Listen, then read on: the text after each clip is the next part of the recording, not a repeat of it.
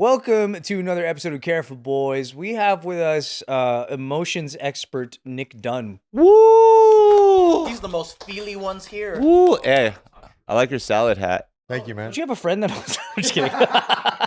All right. So since Nick is such an expert of his own emotions, when it comes to crying, what's something embarrassing you've cried about in the past? I don't think I'm an expert on my own emotions. That's a crazy claim. You're setting me up for failure. We're digressing here. We're digressing. I think you're in the lead for the five of us. You never cried at something and you're like, why am I crying about this shit? When I cry, honestly, when I cry in movies, I feel really foolish You cry in a lot of movies? sometimes. What's the last movie you cried in? Or one of the movies you remember crying in? Well, last night we were talking about Coco, Ooh, that's a tough one, bro. and it's like, you know it's coming, bro. You know it's Is that a cry movie? Should I stay away from it? no. Just the whole movie's really good, but the last scene, the payoff for the finale is what makes you just go like, oh, brother, I feel like, That one I'm not embarrassed crying over Coco. That's dope. The other thing too is like, I think I cry in almost every movie. Shut up. I'm serious. Rumble in the Every Bronx. Especially Rumble in the Bronx. No, when not he Rumble falls in the out of that Bronx. wheelchair and he's like, oh, my cushion. No, there's like specific when it's like when the person is God, supposed so to mean. like do the right thing or they do something for their friends or whatever. Like when there's that kind of like above and beyond type thing, I always cry. Do you cry in military movies? Lone Survivor.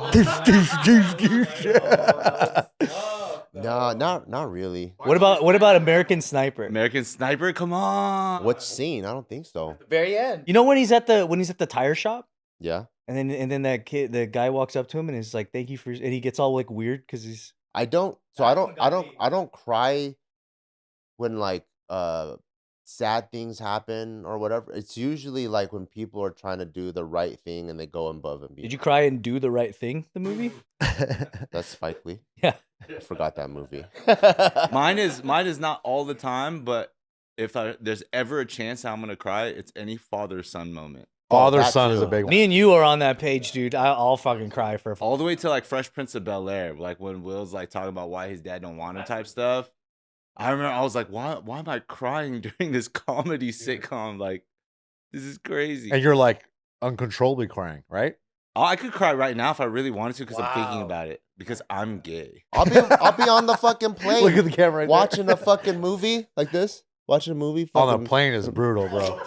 Oh, something about the fucking elevation. I watched the Kevin Hart movie where he's taking care. No, he's yeah. He's taking care of Bryan Cranston in the wheelchair.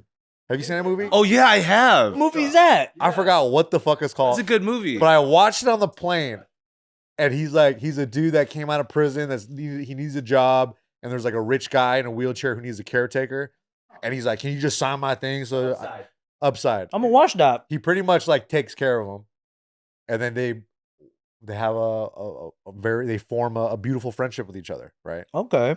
And it's a story about different classes coming together, right? Rich and poor coming together. Upside?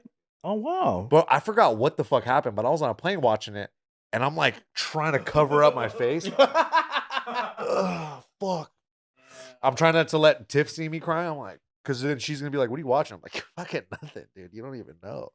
Oh, I'm the just, like, last trying to cover it movie up. I cried was is it Endgame? That's the last one, right? Oh yeah. Okay. so funny because it's like 10 years later. Oh, but Endgame, you know the Honestly, I really liked your review of Endgame. but you know the I really liked hologram Tony Stark. Oh yeah, I love you 3000. I was like, oh my fucking. He's like, that's like what he said earlier to the daughter in the like- movie.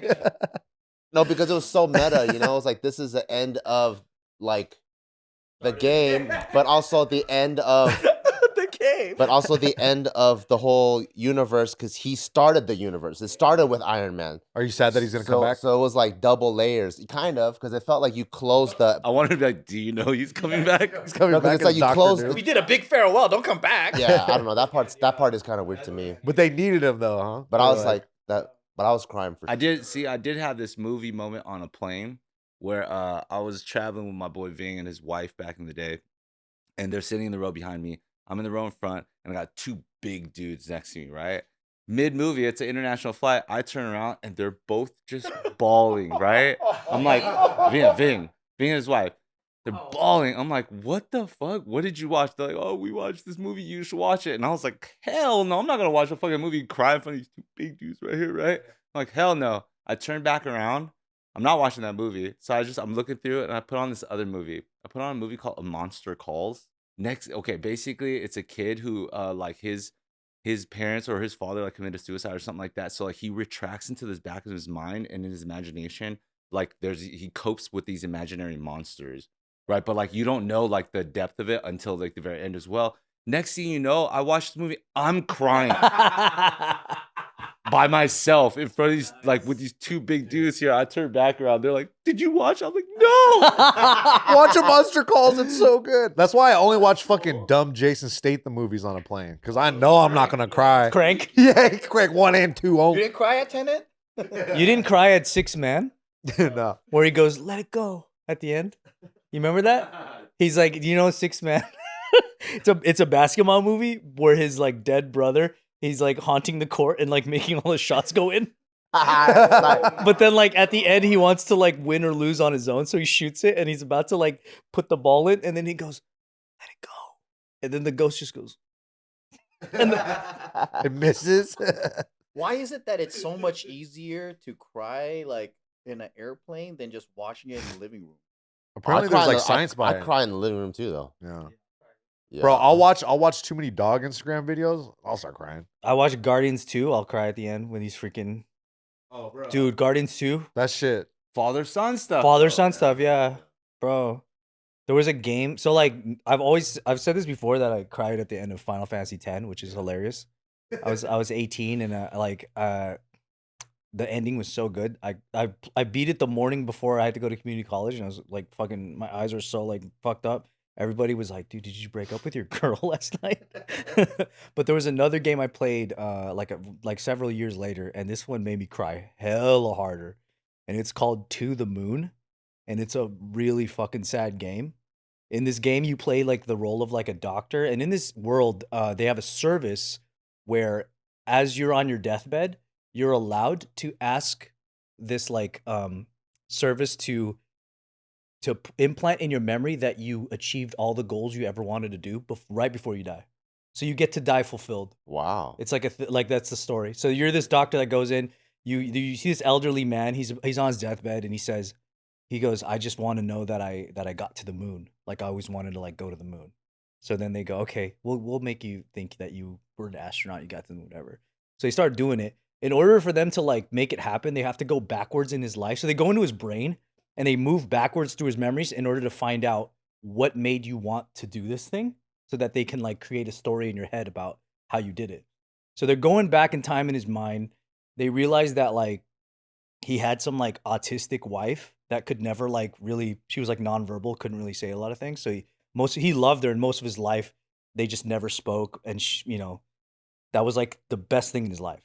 And then she passed away or whatever. They keep going back in his life. They realize there's a space where there's no memories and they don't know why.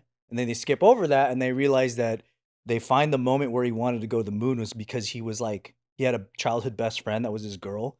And they said like, "Oh, if we ever lose touch of each other, let's meet on the moon," like this thing. And then he just never forgot that.